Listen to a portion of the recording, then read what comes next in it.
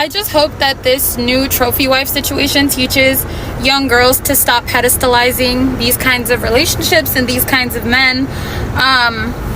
Yeah, you might find yourself in a situation that you literally cannot escape from because of a financial power dynamic. And I don't understand why that is not the central conversation when it comes to these femininity coaches, because that's what she was.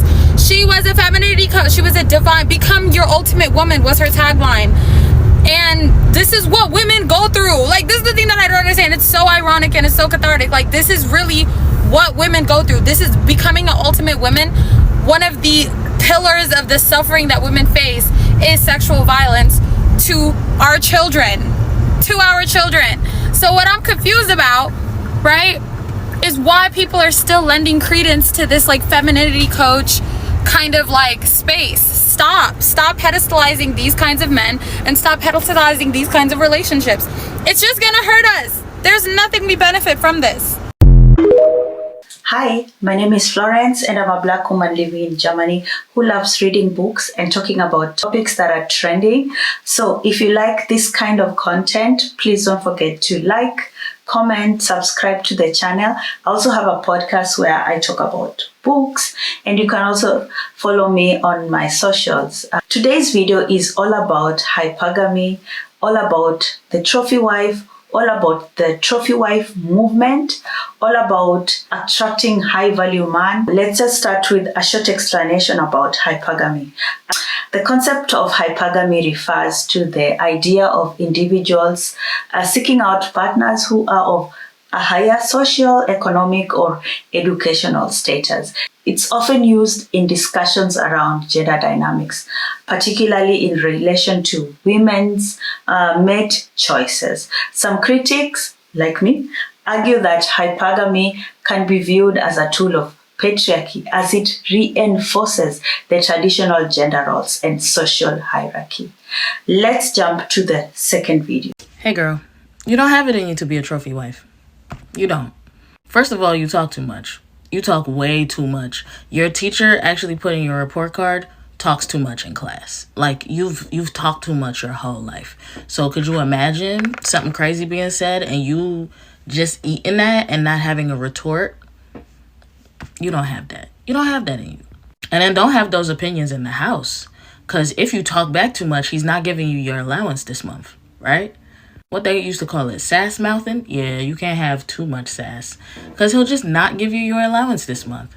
Yeah, but the nanny will come and take care of the kids. And the maid will come and take care of the kids. And that's all fine. But you have no money for anything else that you might want to do. You shouldn't even have things you want to do. Why do you even have things that you like to do? That's stupid. All of the things he likes to do is what you like to do now. I hope you enjoy F1 racing. It's super fun when the cars go around and around and around like that. It's so fun. Yeah, there's no time for a quiet weekend in where you just read a book or watch Netflix. Nah, that's done. There's a gala to go to, and you've actually got 3 other things that he needs to go to. So, go get your hair done. Oh, you got it done already? Ooh, it doesn't look done. He doesn't like it like that. Go get it done again. You don't want to be a blonde? Nah, you gotta be a blonde because he likes that. Yeah. I don't care that it's unhealthy for your hair. He likes that. Go be a blonde. Nah, he doesn't like wigs. You don't wear wigs anymore. That's done. You want a sandwich? No, baby girl. You haven't had bread. You haven't had bread in 4 years. You don't even remember what bread tastes like no more. Or most food because of the Ozempic. And it's keeping you snatched. Oh, you feeling anxious? Just pop a Xanax. It's fine. He don't really like it when you have all them emotions like that. Keep that in. Keep that in there. Okay? Because if, again, you have your emotions, he's not going to give you your allowance this month. Oh, you tired? It's stuff to fix that. Come on, look alive. He's up. You up. He's up. You up. Yeah, he's going to Switzerland for work. Oh, you're not coming with him? That's fine. He's going to meet with the other chick when he get there anyways. Oh, y'all been married for what, 7-8 years? Oh, cool. Yeah, so you have wrinkles now? You don't have those anymore. Nah, you need to go get those ironed off. You need to go get that stretched out. Yeah, you need to go do that. Cellulite? What the fuck is a cellulite? Get that gone. Yeah, it doesn't matter that you don't want plastic surgery and that it hurts. You like that now. You like that now. Oh, y'all hitting 10 years? Oh, okay. Do you have money for a divorce attorney? Oh, he didn't give you money for that. Oh, okay. It's part of your allowance. Okay. Yeah, he didn't put that as part of your allowance, so you don't have a divorce attorney anymore. He didn't put that as part of your allowance. Yeah, so you gonna get whatever money he give you, and then you just make it work like that. Do you get to keep the kids? Nah. You don't get to keep the kids. Actually, the kids hate you now. Is this everybody's story? No. Is this a lot of people's story? Yeah. So, come on. So why were you arguing with me when I said maintain your agency? Why were you arguing with me when I said this is a Tyler Perry movie? You want your life to be a Tyler Perry movie?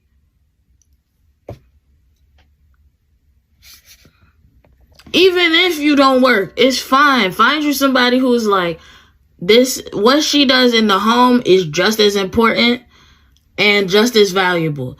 And make sure you retain some autonomy, some agency. You got some money that comes to you monthly or whatever. Squirrel it away. Put it away somewhere. You never know when you need it. Have your own investments.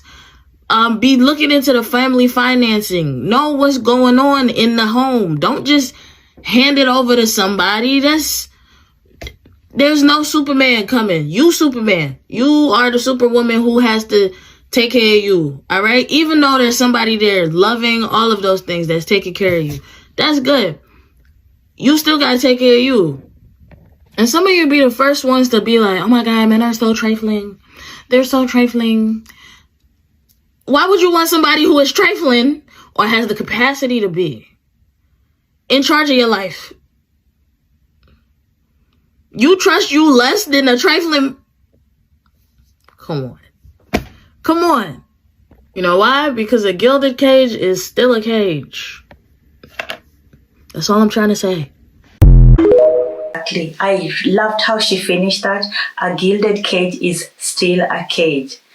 How many women do we know about, or we've seen online, or we've seen growing up, who thought they had it all?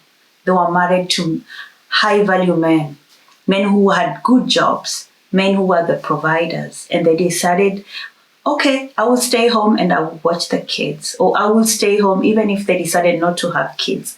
I will take care of the home. And then decided, I'm leaving everything in your hands. Take care of me. You're the man. For me, I just take care of the cows and be cute. What happens when the men decide, no, I want something else? Or what happens when the men are not alive anymore? Then they are stuck.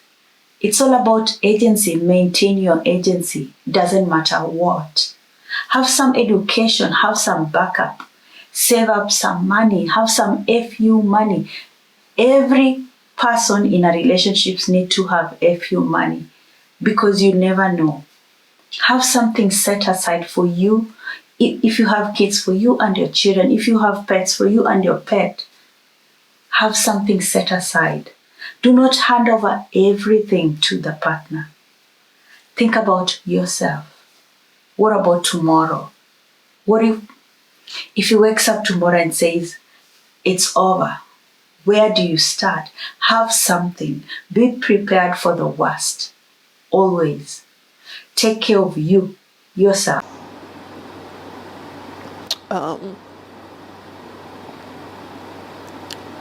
So I don't know what the future of this channel is going to be. I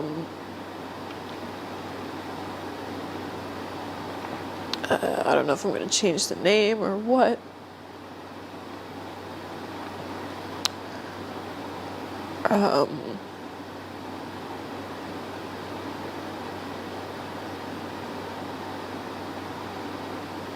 Yeah.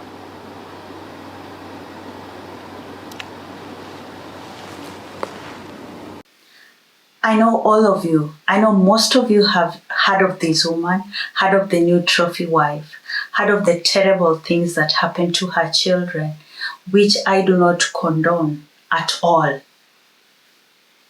Whoever did that to her children needs to be in prison. under the prison. But this woman was selling us women, selling young women a dream, a pipe dream, mirrors. She was selling them mirrors. She wasn't even living that life that she was selling. She's supposed to have been married to a high value man, but she was working because she was selling her lifestyle. Was the man actually earning what she claimed that he earned, or was she forced to work by selling her lifestyle? She was selling courses. There are so many women out there falling prey to such courses. Courses promising to teach you how to be high value woman so that the high value man can find you. How to upgrade your life. How to be more feminine. How to put your life in a man's hands. Let us not trust these women, because are they even living the lives that they are portraying? Are they living the lives that they are portraying? How can we trust strangers on the internet telling us to make decisions about our lives because of what they are showing us? Let's use some discernment. Femininity coaches are selling you the fantasy that you will be able to break into generational wealth, and you can't, and we're going to use this situation to talk about it. So recently, one of those vile girls went viral for saying that a high-value man, which in this context almost always seems to pertain to someone who comes from generational wealth and then continues to make money, would not want you if you're not skinny. And everyone got really mad at her, and they were like, that's so fatphobic. And it is, totally. But my question is, have you never stopped to question why femininity coaches are selling you the ideal that the wealthiest people in America, the people whose generational money traces back to slavery, exploitation of the indigenous, robbing the earth of its resources, people who have the type of money to eradicate poverty in their city, state, or even the country, and then choose to spend that money on yachts and bribing politicians? You think they're bastions of social revolution? You think they don't uphold and strictly enforce systems like racism, colorism, fatphobia in their own dating preferences? You didn't, because you're still watching their content like they have something valuable to say.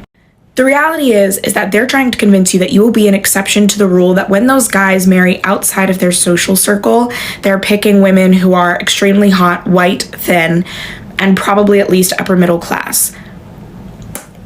And they will use the very narrow exception of, generationally wealthy guys who didn't marry those kind of women to make you believe that you too can apply to this if you just, I don't know what they sell in those courses, but they're bullshit and you're paying their rent. I'm not saying what she said was right or that how she responded to people wasn't microaggressive and really wrong. I'm saying the fact that you guys got so upset without actually thinking about the type of men she makes content about is a little ludicrous. And that's how she keeps making her money. It's off of you guys not thinking. As you can tell from that video, patriarchy is seen as a system that conditions women to value higher status men, because such partnerships are supposed to offer them better security, resources, and social standing. This reinforces the notion that women's value is linked to the men they associate with, while men's value is often tied to their ability to provide and protect. Hypergamy in this sense could be seen as perpetuating the power imbalance inherent in patriarchal structures by pushing women to prioritize men with more power or status. And as we can see, where does this power come from? Where does this power come from? And what do they use this power for? To me, a high-value man is someone who does something for his community. Someone who is a beacon of his community. Without him, the community feels a loss. What is your definition of a high-value man? What are these femininity coaches teaching us as high-value men? What qualities do these men have apart from being on a higher economic or social status? What more do they have? So I recently saw this video of a woman going viral. She is crying and devastated that the man who had been previously providing for her, her husband of many years, gave her until March 1st, I believe, to get out. He was taking care of her, the children, and also his wife's mother. And she's like devastated because she went from being a well-kept woman to now being unhoused. And my thing is this: I know a lot of people listen to Shira 7 and the whole sprinkle movement. And I do believe in hypergamy. I do believe that if a man is asking you to leave the workforce, if he's asking you to be a stay-at-home wife or mom and take care of the kids, that he should be able to provide for you while you do so. But I also feel like one thing that I don't know if Shira stresses to you all enough, and that is to make sure that you are putting some of that money away, or that you also have, a means to be able to take care of yourself. If you're out of the workforce for 10, 20 years, when it's time for you to have to get back to work, you have no skill. You have no up-to-date skill to make you some money. Don't let it be from 10 or 20 years being married, the only thing you have to show for it are shoes and bags. You need stocks and bonds. You need to be investing that money, putting some of it away, because some men, they want you to give up your autonomy. They want you to give up your ability to make your own money because they want to be in control. They want to be able to hold over your head. If I'm unhappy, I'm leaving, and all of this could be gone. One thing that I will say about Shira, like I said, I'm not saying anything bad about her, please understand, but she makes her own money. She's not doing YouTube for free. She's not doing YouTube lives for free. She's not making books for free. She's getting paid from all of this. She is stacking her money. So while she's telling you, get a man who can take care of everything, she has that, but she's also making her own money. You don't want to be at the mercy of a man and have him be like, all of this could be gone, and you have to start all over at your age. You're 30, you're 40, you haven't worked in a decade, and now all of a sudden you have to get this minimum wage or entry-level position because you've been out of the job market for too long. Some of them want you like that because it gives them more control over you. That's what we call partnering with intention, which refers to conscious and deliberate choice of a partner based on values, goals, and mutual respect, rather than being driven solely by societal expectations, superficial attraction, or external pressures. It involves considering not just the immediate compatibility, but long-term alignment on important aspects such as emotional needs, life ambitions, values, and mutual growth. When you meet that person, if you decide that the hypergamy way is what you have chosen, when you meet that person, sit down and talk to them. Decide if this is the life we are going to lead. How am I going to prepare myself for any case something happens? Where is my money? If I'm going to stay home and watch the kids, what happens if you're not there anymore? How will I be able to provide for myself? Let me know where and how much do I get? How much allowance do I get? What else can I do? Can I go for classes? What else can I do? These are conversations that are supposed to be had before you decide to settle down. Do not wait for things to just happen to you. Take charge of all decisions. Be there. Sit at the table with this partner and draw out a plan. This is my short-term plan. These are my long-term plans. These are my goals that I want to achieve. The kids are here. In 5 years, I want to do this. In 10 years, I want to do this. How are we going to do all this? Do not waste your time. Do not waste your youth. Do not waste your time. What happens if he's not there the next day? What happens if 5 years down the line, he changes his mind?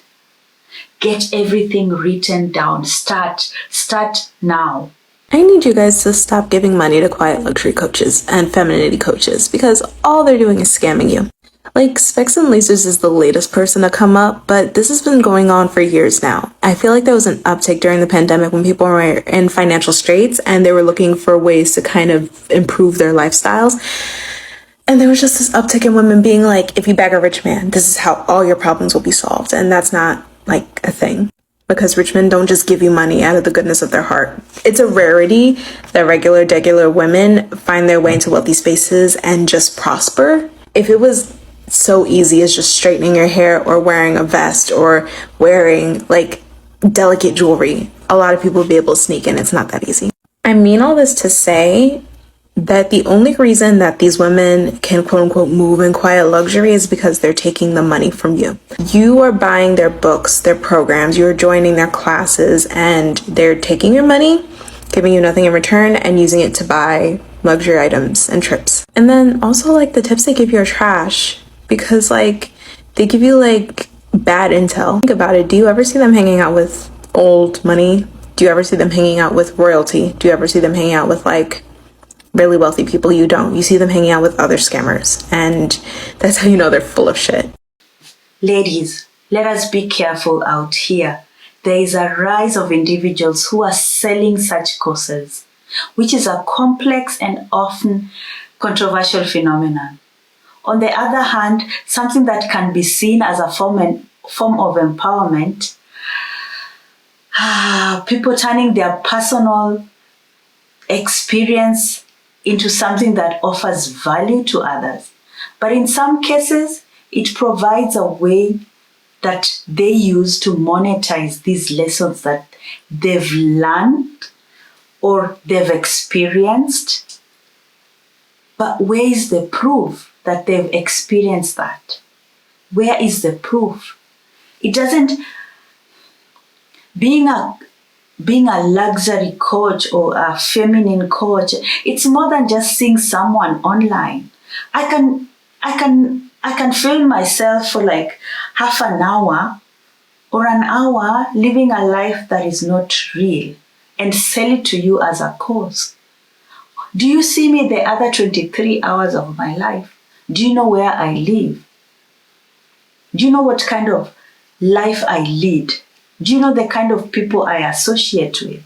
Or you only see this small reel of my life that I show you, and then I'm like, if you want to be like me, this is what you can do.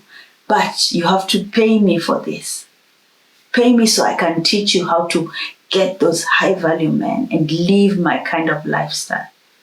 These women are working, and it is us who are paying them because they're selling us a dream. I have a dream. No, I'm not buying any dreams from anyone. No. Unpopular opinion, but hypergamy is not all that it's cracked up to be. Or at least how the social media influencers that sell you these courses and these workshops try to make it out to be. Because let's be real. This is coming from a person who has dated affluent men, and I've dated not so affluent men. There's absolutely nothing wrong with wanting financial security and stability, right? Absolutely nothing wrong with that. But in many cases, not that you can't have the man of your dreams, it's going to come with sacrifice. And a lot of times it's going to be your emotional needs, right? Yes, you can meet Big Papa that spoils you, wines and dines you, all that goodness, pays your bills. But what about your emotional needs, right? You decide in your mind, you make it up that you're okay with him, having other women. You're cool with his, quarterly trips to those passport bro countries, with his friends. You pretend to be cool with his ED. Y'all know what that is, because it really don't be working like that after a certain age. For the love of money, that's cool. But at the end of the day, you know how you really feel on the inside. Oh, and I forgot to mention, because they do everything for you, they feel like it's okay to disrespect you and that you must be at their begging call, okay? So to prevent this dynamic, so to speak, be a woman who already has her own financial future secured. Don't see hypergamy as an opportunity for a man to come to save you and rescue you. Because anyone who has the ability to feed you also has the ability to starve you. But that's just my opinion. I'm open to you guys' thoughts in the comments. Anyone who has the ability to feed you has the ability to serve you. I couldn't have put that better. This brings me back to the context that partnering with intention moves away from traditional or reactive relationship dynamics, like those shaped by hypergamy, and instead it focuses on a shared vision for the relationship. This can be done in several ways. Let you and your partner have shared values and goals. Partners who are intentional about their relationship often prioritize common values, aspirations, and personal goals. These might include views on family, career, financial management, or personal growth, and they have mutual respect and equality. That is so important. You are both equals. Mutual respect and equality. Intentionally partnering means treating each other as equals, where power dynamics such as those often reinforced by patriarchy and hypergamous ideas are less of a focus. The relationship should be built on respect and understanding rather than on dominance and dependency. So you want to marry a wealthy man. I'm going to give you a few realities. We're going to start with, more than likely you're going to be asked to sign a prenup. So the marriage doesn't work out, you decide to dissolve it for whatever reason, and you have a prenup, and you have now been phased out of the workplace. All you are is a liability. You're easily replaceable. Trust me, there are a million pretty faces out there. I promise you. And the lunches and the lifestyle are fun, but we're all not going to be 22 forever, my loves. What is your plan B, trophy wife? And I want to add, if you marry an older man that's already established, and you have this prenup, blah, blah, blah, especially if he has children from a prior marriage, do you think that when he crosses over, he's going to leave it to you? He's leaving it to his kids. Stay toxic, my friend, and make sure you build yourself a little nest egg. Very true. Think about yourself. If you have children, think about yourself and your children. What happens when he changes his mind? Having a growth-oriented mindset. Partnering with intention means recognizing that relationships are dynamic and both individuals are open to growing together. This might involve working together through a challenge, learning together, and embracing whatever is going to come, evolving with time. When you decide to have children, that changes the family dynamics. Then you can see, okay, you were supposed to stay home and I was supposed to work. But when you come home, I'm also tired. Can you take over? Over the weekend, maybe I want to run and go and have a few hours with my friends. Maybe I also want some time alone. Can you watch the kids? Because you work does not mean that I have to take care of the kids 100%. We are both parents. That is evolving. But that you can only do in a relationship where both of you are intentionally partnered. No hypergamy, no power dynamics. You are both equals in this relationship. No matter who is earning more than the other, you are equals because you're both providing some value. You're providing some value to the relationship. I'm sorry to break it to you, but your Zara blazer will not help you find a rich man. There's a Cinderella complex that's prevailing on TikTok and the wider aesthetic, where they're told that if women just simply perform a certain type of femininity, wear a red nail polish, some knockoff Chanel looking skirt, and also by temporarily perusing the spaces of these wealthy men, or rather what they think are the spaces of these wealthy men, like a bar or a hotel, that somehow they'll be able to pick up their prince. So again, it's tapping into the Cinderella fairy tale. But one thing they forget about this Cinderella fairy tale is that Cinderella came from a very well-to-do and wealthy background. In addition to that, it is how they also pick up kind of the strategy from sex workers, where they would call freestyling. They would temporarily occupy these spaces in hope that they will catch the eye or the favor of a rich man. And it's funny because in actuality, there's something called assortative matching or assortative mating in economics, which is that two people of the same background are most likely to marry each other. And I say this because I need you to stop giving your money to femininity coaches. I need you to drop down that red nail polish if you don't like red nail polish, in hopes that it will attract some rich man that somehow, by performing this arbitrary style of femininity or listening to this coach and that coach, is what will secure it. It's a little bit more complex than that. That brings me to another point, authenticity. That is something that is so important.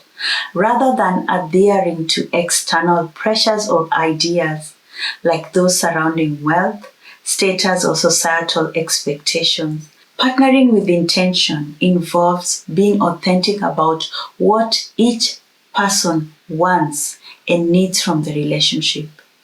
When you partner intentionally, you can foster a relationship that is deeper, more meaningful, and based on choice rather than chance or societal expectation. This shift towards intentional partnership can challenge the status quo, including patriarchal norms or hypergamous tendencies, allowing for more autonomy and equality in relationships. And because this is still a book channel, I cannot live without recommending two books that I think really go hand in hand with this topic. The first book is The Second Class Citizen by Buchi Emecheta.